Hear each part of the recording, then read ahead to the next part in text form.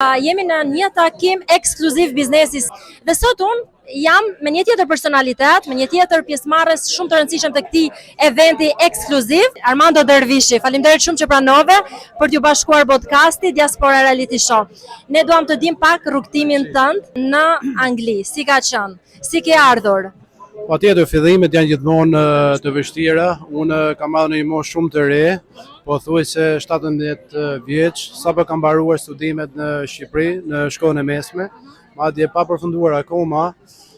Kam konkuruar, është dashur të kaloj disa provime që i kam kaluar me sukses.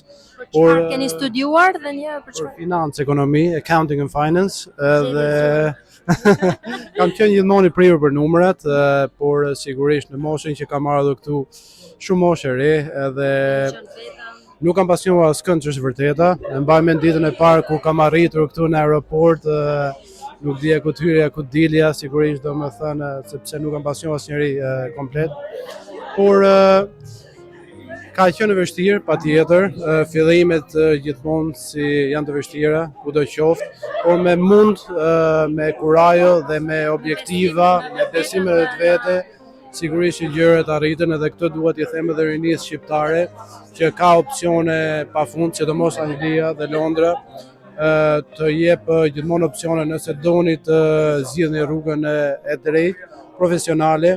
Sigurisht që fillimet janë gjithmonë të vështira, edhe frutet mbase nuk mund t'i korni direkt. Çfarë biznesi drejtoni aktualisht apo çfarë pune bëni për ndonjë kompani suksesshme, besoj? Unë jam i kualifikuar ekonomist këtu, kam kryer të gjitha studimet këtu. Kam punuar për vite me radhë, sigurisht kam marrë ekspertizat, eksperiencët e duhura, edhe ka vite tani më që drejtoj studion time në fushën e ekonomisë, accounting and finance. Kemi ofrojmë të gjithë shërbimet e accounting këtu në Angli. Klientela jonë është edhe, kemi edhe patriot tanë shqiptar, po kemi edhe të huaj, sigurisht që me shqiptar për mua nuk është vetëm punë, por është gjithmonë kënaqësi të jem, të ndihmoj, të jem afër komunitetit, edhe më bëhet mirë, më vjen shumë mirë edhe për mbledhjen e sotshme këtu, që mbledh komuniteti jonë bashkë, sepse në numër nuk jemi më të pakët këtu, vetëm duhet të besoj, duhet të mbledhemi më shumë, të bashkëpunojmë më shumë njëri tjetrin, të ndihmojmë njëri tjetrin më shumë. Dua të bëj një pyetje të sinqertë. A mendon që mjafton rroga një profesionisti në Angli për të jetuar normalisht? Në mendimin tim, puna nuk është për sipërmarrjet e biznesit, për njerëzit që duan të ndërtojnë një biznes të vetin, sepse të punosh diku tjetër prap është diçka tjetër. Sigurisht. E kuptoj pyetjen tuaj, po siç të thash, unë vetë jam një produkti që kam bërë të gjitha gjatë kohës kur kam qenë studenti, kam bërë të gjitha punët e rëndomta, madje edhe gjatë kohës që kam punuar në profesion në kompani këtu. Cila ka qenë puna më e vështirë, më e rëndom që ti nuk do mund t'i kthesh më? Jo që nuk do mund t'i kthehesha, por kam punuar edhe në restorant kur kam qenë student, sigurisht që jeta e studentit këtu është goxha e vështirë, siç e the edhe vetë, shpenzimet janë goxha të larta, por siç thash, me mundim, me besim dhe sigurisht me ca sakrifica, duhet të them gjithë të rinjve që gjithçka arrihet, vetëm të mos dorëzoni dhe të ndiqni rrugën e duhur dhe të keni besim në vetvete. Cila është rruga më e mirë për një profesionist për të ndjekur rrugën profesionale, për këta që duan të integrohen profesionalisht? Flasim për diasporën. E kuptoj.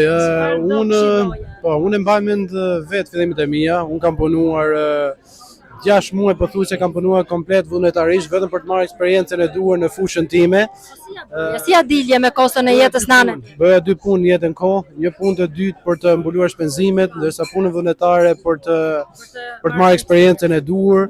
Pastaj u fillova në një kompani në fushën time profesionale, sigurisht me rrogë të paktë.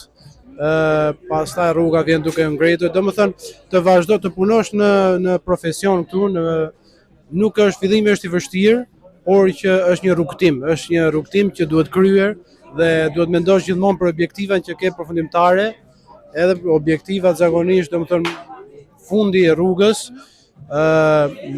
është, duhet mendosh, duhet besosh që është i mirë, edhe zakonisht është i mirë nëse e bën rrugtimin e duhur. Armando, për çfarë ke ardhur sot konkretisht në këtë takim biznesi? Cilat janë objektivat e tua të ardhshme? Të takoj bashkëdhetarët tanë, të jemi më shumë me njëri tjetrin, të bashkëpunojmë siç e thashë më para Të me rritemi njëri profesionalisht. tjetrin, të rritemi të gjithë bashkë, sepse siç e thashë më para, në numër nuk jemi më të pakët, por duke bashkëpunuar më shumë me njëri tjetrin, duke ndihmuar njëri tjetrin, mund të kemi dhe një zë më të fortë këtu si komunitet në Britani, edhe mund të rritemi të gjithë bashkë edhe mund të arrijmë shumë më shumë. Ky është një mesazh shumë i bukur. E mbyllim me këtë. Faleminderit shumë dhe sukses në vazhdim.